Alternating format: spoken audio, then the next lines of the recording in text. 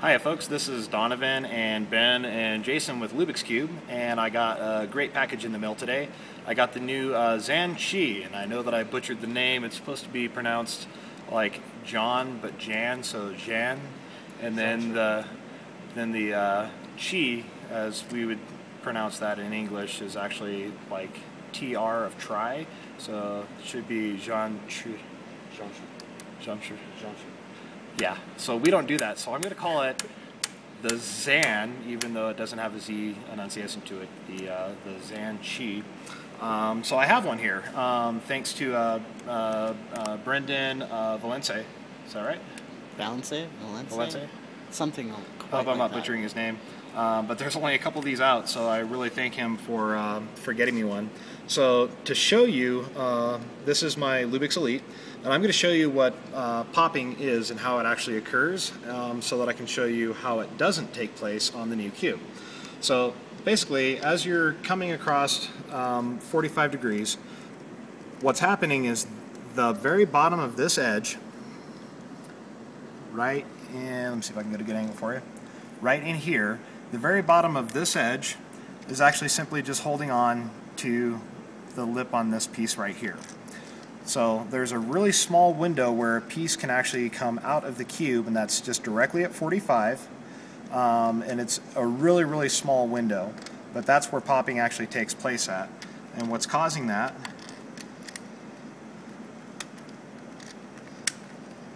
is when this layer is pulled down enough that the lip on the very bottom of this green piece here just can come free of that edge, and that's what causes popping right there.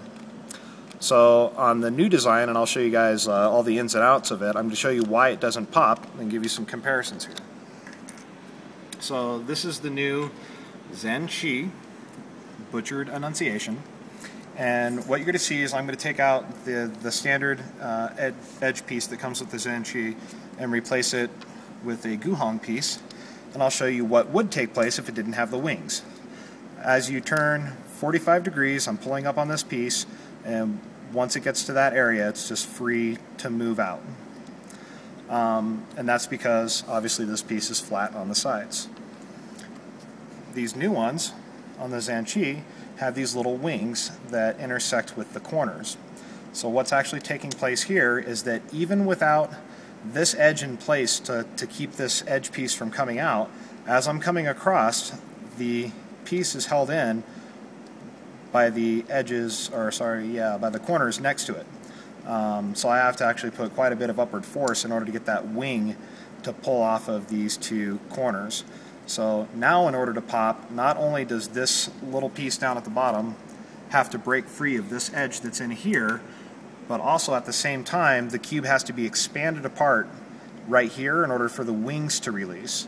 As an illustration to that, you should be able to see the width of the wings is wider than the actual piece. So now with that in there, this piece isn't going to want to, see if I can do it without it losing a corner here, but it's not going to want to release that piece just because of its little wing design. So kind of getting into it, I'll show you what the pieces actually look like. Let me get my ultimate one out of the way here. Okay, so the edge pieces are kind of a standard GuHong design where it's just the two pieces that clip together, so I'm sure that we'll be seeing a stickerless or multicolored version of this one. Give it a squeeze and it's together. These ones are a little bit harder to take apart. They're modeled much more after the Lingyang than they are the GuHong, and they are kind of a pain to take apart. Okay, the difference between the Lingyang and this cube is that it still has the same fins that intersect here, but there is no intersecting fins at the bottom. But because of this bubbling shape, the stalks are really strong and don't want to move very much at all. So to put these guys together, it's simply a tab intersecting with the other one, and they squeeze in place. And the tolerances on these are amazingly tight. So this is the new shape of the corner pieces with their bubbly long stalks, and the new design for the edges that also have this valley here that accommodates the wings coming from a different axis. So the way those two interact here looks like this. And so you can see where that wing is actually meeting with the corner. And again, in order for it to be able to release, it's going to literally have to push that piece apart that far, and the same thing on the other side. So it's a pretty big gap that it has to overcome. There's not a lot of forces actually in alignment from that angle. Let's see, some of the designs of the cubes, the center caps are a little bit different, and they're very, very clean. On the GuHongs, there used to be a whole bunch of excess molding material right here that would cause these to want to squish off. And on this cube, it doesn't have that, and the center caps stay on really, really well.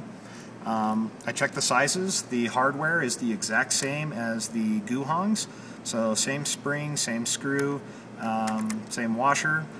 I replaced the core in this one with an A1 core. They're molded a lot better, and you can tend to thread them in really, really straight, so I chose to go with an A1 core when I did the modding. Now the edges, just like on the Ultimates, did have a burr of material right here at a 45 and right here at a 45, just like the Ultimates do, that do cause a little bit of clicking on the cube. So once again, I pulled out the blade and we edge modded, 48-point edge mod on this cube as well. I am looking at carrying this on my site at lubixcube.com, so expect to see these cubes available pretty much the moment they get out. I've already inquired about getting an order in place, and it's certainly one that I am going to carry this cube, and it will be part of the kind of the Lubix family. Corner cutting, 45 is absolutely effortless, just like it is on the GuHong and the Lingyang, and you can even get away with just a little bit more than 45, and then at some point it'll just kind of lock up as this corner can't jump onto this lip. But pretty much at 45, absolutely effortlessly. Reverse corner cutting, as you would expect, it does corner cut centerpiece, no problem. Just about the 3/4, and again, as you start bleeding it over further and further, at a certain point it will lock up, and it's actually probably over 3/4 of the centerpiece before it actually wants to lock up, which is right there. And then notice how when I did that, this piece wants to pull down and not push up. And that was the flaw design in the Lingyang that caused this piece to want to actually get pushed up and ejected. A couple other things that they added is on the GuHong, the edge piece right here is super, super sharp when you originally put them together. They used basically a 2mm radius on these ones, so right out of the box these are so smooth, really, really nice. So all the way around the cube there's no real sharp edges, even on the corners are just super, super rounded. The cube spins amazing. It has kind of a feel of the bubbliness or the feel of an F2. It's kind of got a more rounded feel, and then it feels like just a hybrid between the Lingyang and the GuHong. It's amazing. Like, I can't wait until this thing actually comes out, and hopefully they don't change anything really on their design, because this cube is it's going to be hard to say whether or not it'll replace my ELITE, but it's certainly got the capabilities. Time will tell. It doesn't want to pop. It moves really, really nice. It doesn't lock up. It doesn't bind. It's just a really, really smooth cube to solve. And I, once again, am thankful that I was in a position to get one of these before their release date and get a chance to modify it and play with it a little bit. So hopefully soon everyone else will be able to get one of these, and yeah, this could be the new cube to replace or at least match the Dayan GuHong. So thanks again for watching, and if you have any questions, ask and subscribe.